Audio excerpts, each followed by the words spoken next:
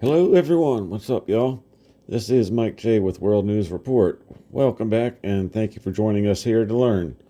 In addition to the scripture from the ancient Ethiopian Bible, see our playlist and past readings, we are also reading this book, Christ Was Not a Jew, which should prove quite very interesting indeed.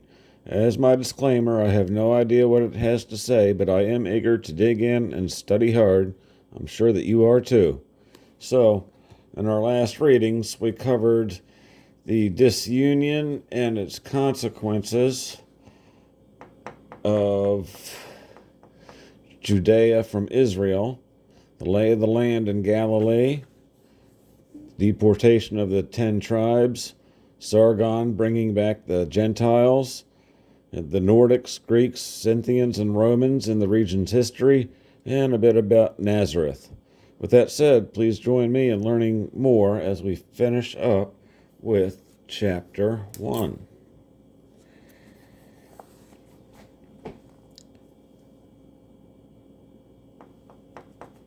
Other deportations. The fortunes and misfortunes of the kingdom of Judah must claim our attention at this point for the sake of clarity. After the deportation of the 10 tribes by Sargon in 722 BC, the magnificent realm of Solomon had shrunk to a miserable remnant consisting in the main of the tribe of Judah. These Judeans, or Jews, as they came to be known in history, could point the finger of scorn at Jeroboam, who made Israel to sin. That is to say, he was so wicked in their eyes as to lead a rebellion of the 10 tribes against the unbearable taxes imposed by the Judeans for the upbuilding of Jerusalem. And he followed up this by establishing places of worship in the territory which had revolted outside of Jerusalem, which the Jews considered unorthodox.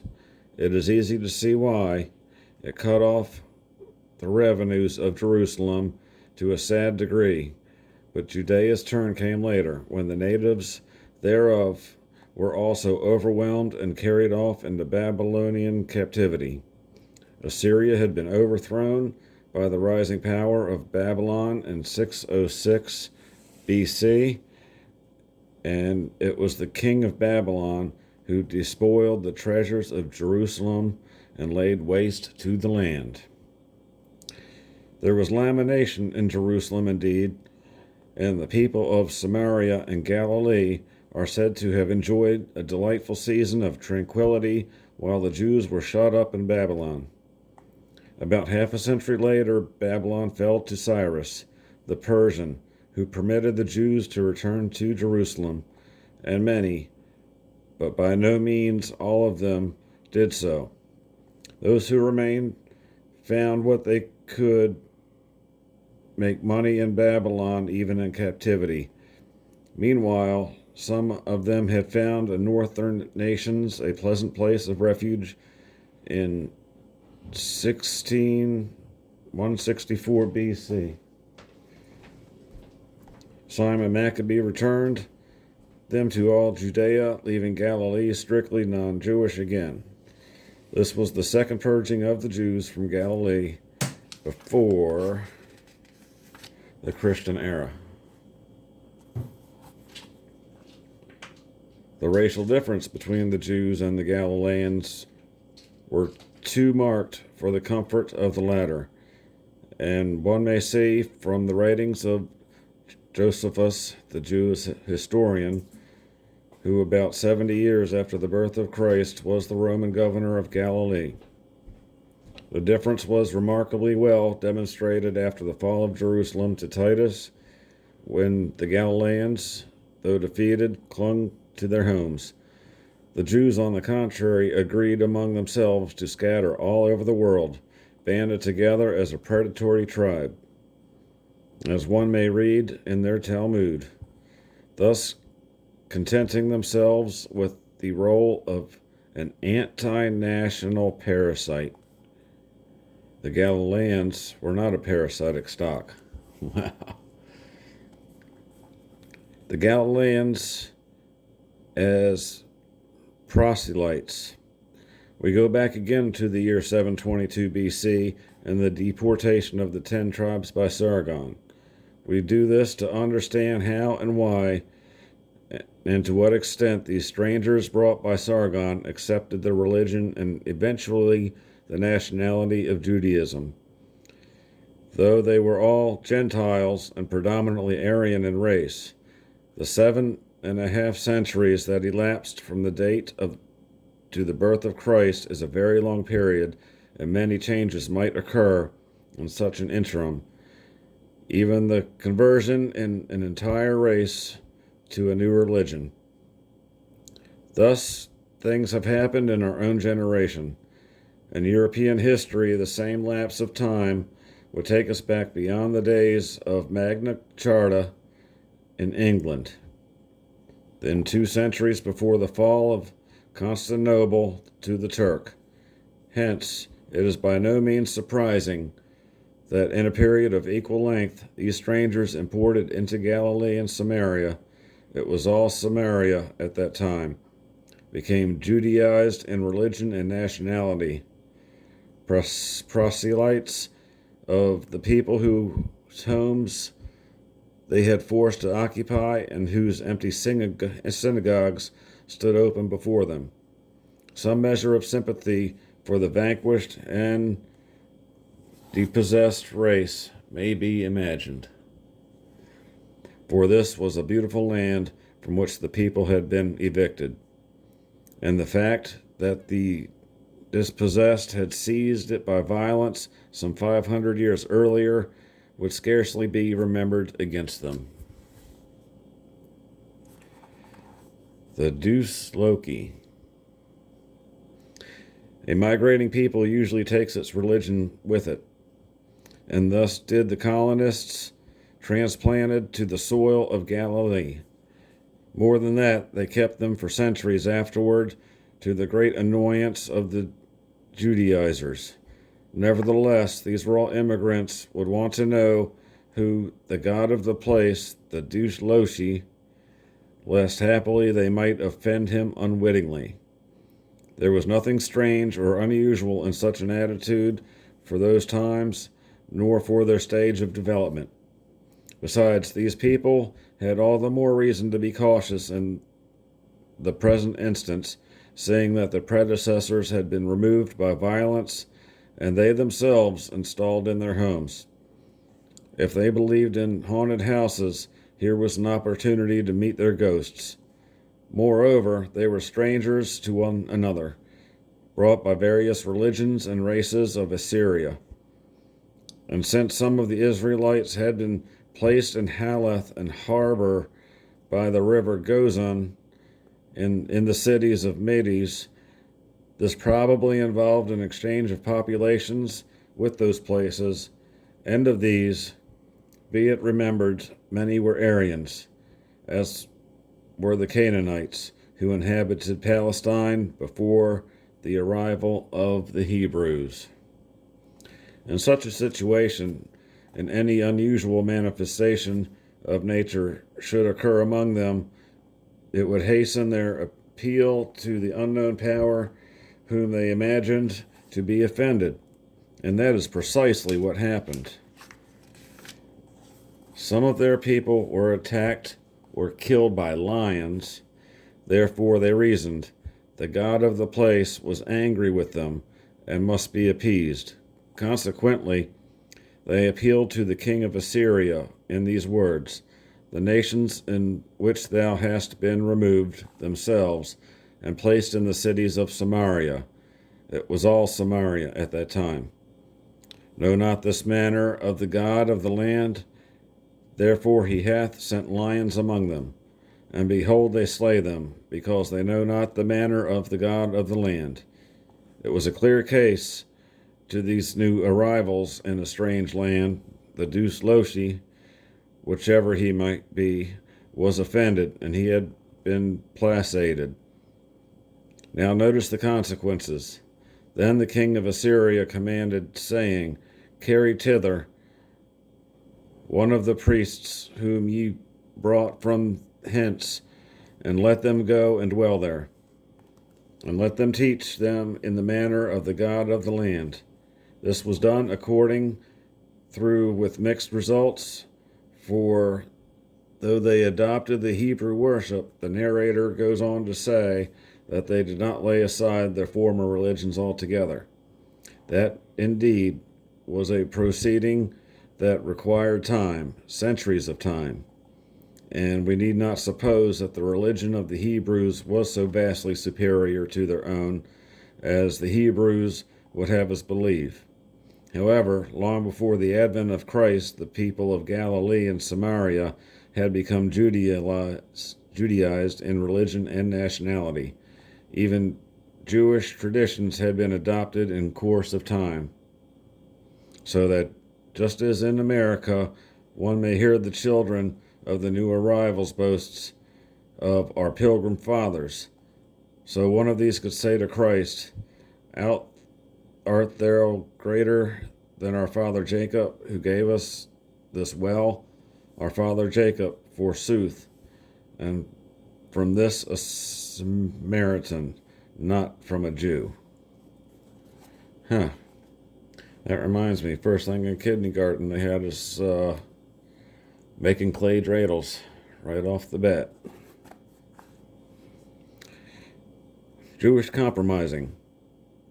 These new proselytes, the Galileans and Samaritans, were not inconsistent in adopting Judaism without first abjuring their formal deities, for they were frankly polytheistic.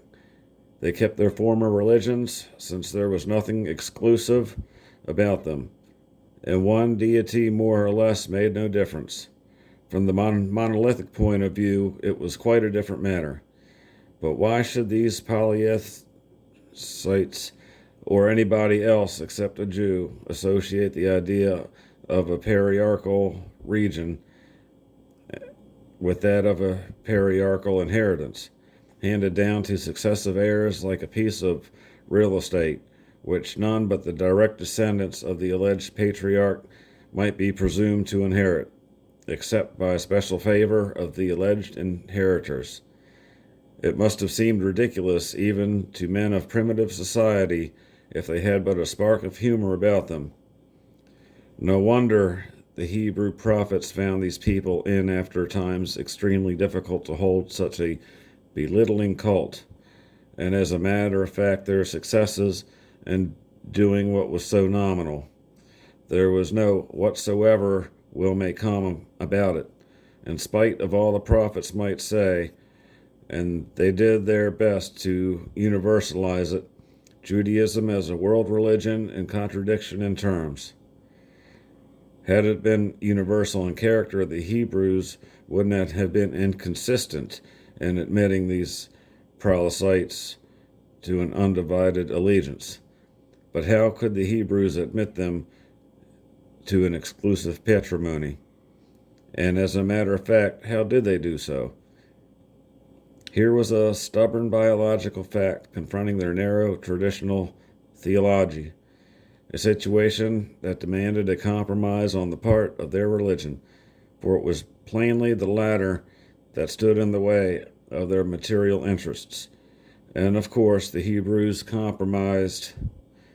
They always do so with such an ease. Their strength had been sadly depleted by division of the kingdom, and later by the loss of the 10 tribes. Besides, there were the consequences of inbreeding to be considered. They would be vastly by the gainers by addition to their numbers, provided that they could Judaize them as they tried desperately to do. A solution they adopted was as follows. They granted a fictitious admission of the people of Judaism as proselytes of the gate, or proselytes of justice, which was as far as the stubborn fact of racial exclusiveness could be twisted to serve their ends. These strangers might become Judaists, but never Jews. It is by ignoring this distinction between Jews and Judaizers that we fail to realize that the Galileans and Samaritans were of a different racial origin from the Jews. They were not Jews at all, but Gentiles, and mostly Aryan Gentiles like ourselves. Many of them, as we know, could never be Judaized in religion, but remained outside the Jewish cult. A helpful analogy may be found in the case of the Highland Celts of Scotland and the Anglo-Saxons of England, of the same nationality of the Christian religion, but of different racial origin. Circumstances make the Galileans and the Jews neighbors, and eventually partners, in the same political state with a capital in common. They had the same enemies to fight on many occasions, and sometimes there was a civil war between them. Josephus tells us that religion's fervor overspread the land, as did a patriotic fervor in the days of the Maccabees. Josephus greatly admired them and left his testimony concerning them. They are injured to war from our infancy, and have always been very numerous, nor hath the country ever been destitute of men of courage, nor wanted a numerous set of them. He says, and a sturdy race, it is a sturdy race, and has developed a fervid patriotism and a nationalistic spirit, a hill people, lovers of liberty, and ready defenders of their homes. Does this read like a description of the Jewish race? And these are the people who were despised by those of Jerusalem as boorish, because, among other things, they could not or would not pronounce the deep gutturals of the Hebrew language, known among philosophers as the pig's whistle. Even the Talmud is quoted as saying, the Galileans were more anxious for honor than for money, while the contrary was true of the Judeans. Their fidelity, often unreasoning and ill-tempered, was always sincere. It is often taken for granted that the Galilee of our Lord's day was a new land with illegitimate people, without history, without traditions, a notion inspired by the Spitfire pride of Judea. At bottom, it was dictated by Jewish envy of Galilee's natural resources and the superior contacts she enjoyed with the outside world. Galilee's customs and laws, even on such important matters as marriage and intercourse with the heathen, her coins and ways, her dialect, were all sufficiently different from those of Judea to excite popular sentiment in the latter and provide the scribes with some quotable reasons for their hostility. Summary. It is begging the question for anyone to assert that Christ was of the Jewish race. The contrast of his character with that of the Jewish background establishes a presumption that differentiates him utterly, even if only the human aspect is considered. But historically speaking, twice was Galilee purged of the Jews before the advent of Christ, and we learn from Josephus half a century after this event that the Galileans were a different kind of people from those of Judea, a fact attested by the Jews themselves.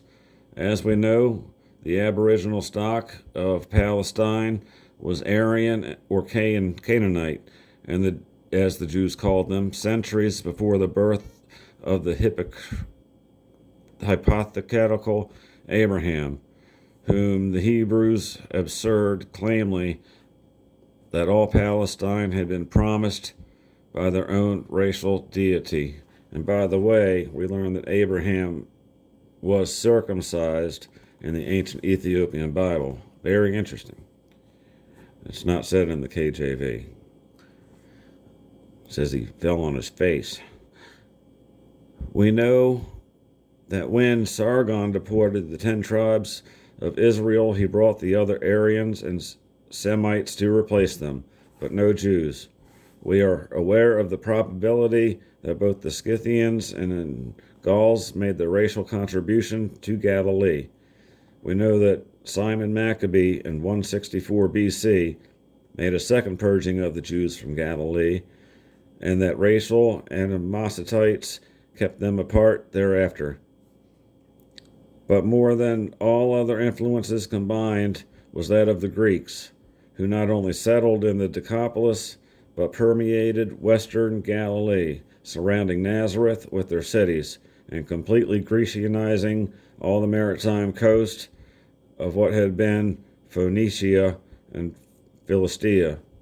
It was all Galilee of the Gentiles.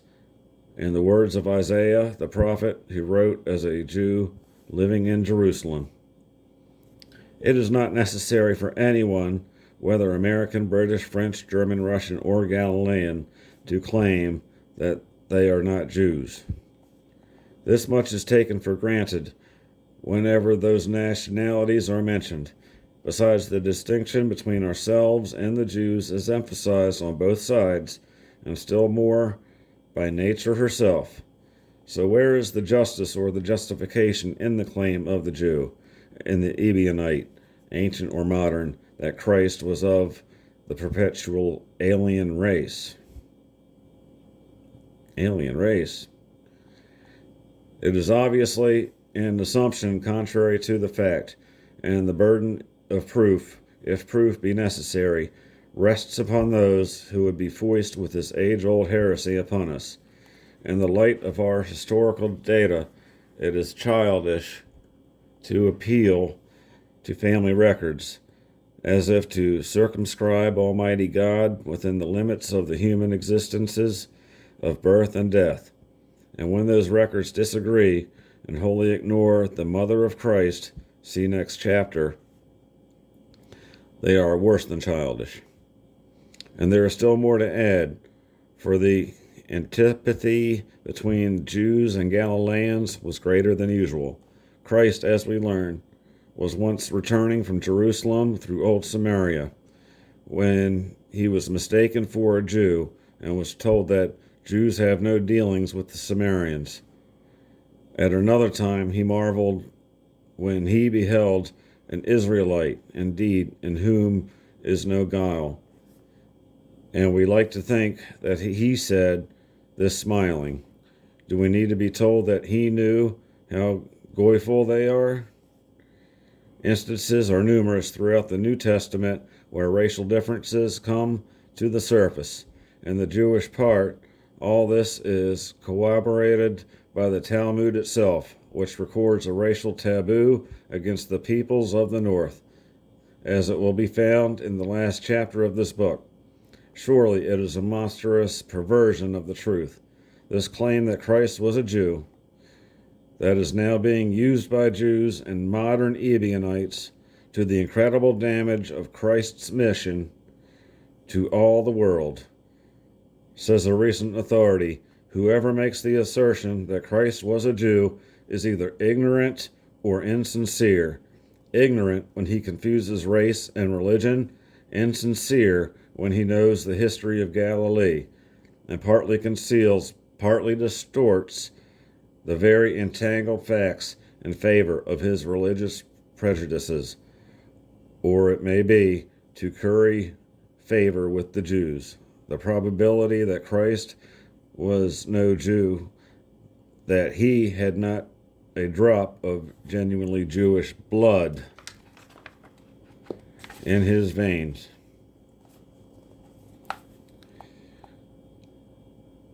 is so great that he is almost equivalent to a certainty.